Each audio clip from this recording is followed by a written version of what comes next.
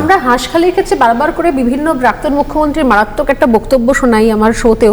আজকে যখন প্রসঙ্গ উঠলো, মানে ইন্দ্রনীলকে আমার সঙ্গে রয়েছেন এই স্পেশাল একদম 1-to-1 সেশনে, হাঁসখালিতে আপনি নিজে সেই সময়তে গিয়েছিলেন এবং নিজে সেখানে কথাবার্তা বলেছিলেন। এটা কি ঠিক যখন তার মানে দাহ করা হয় তখন মেয়েটি জীবিত ছিল?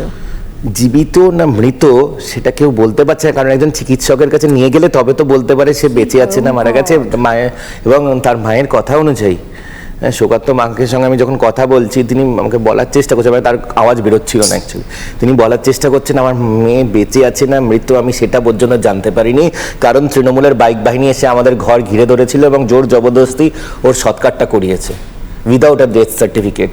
আর তারপরের দিন, মানে তার থেকেও ভয়াবহ হলো, আমাদের রাজ্যের তৎকালীন যিনি মুখ্যমন্ত্রী তথা স্বরাষ্ট্রমন্ত্রী তথা পুলিশ মন্ত্রী মমতা বন্দ্যোপাধ্যায় হাঁসখালির সেই নাবালিকা বোনের চরিত্র হনন করেছিলেন। মানে উনি বিচার দেবেন, যে বিচার দেবে সে উল্টে তার ক্যারেক্টার অ্যাসাসিনেশন করছে। এই অন্যায়গুলো আমরা কোনোদিন মেনে নিতে পারবো?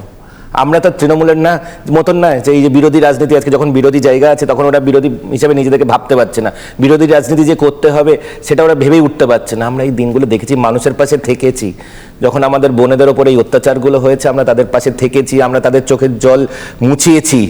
সুতরাং আমরা জানি আমাদের লক্ষ্য আমাদের বোন অভয় যাতে বিচার পায়, হাঁসখালির বোনটি যাতে বিচার পায়, এটা আমাদের লক্ষ্য এবং সেই লক্ষ্য আমরা পূর্ণ করব, সেই অঙ্গীকার নিয়ে আমরা কিন্তু রাজনীতিতে আছি।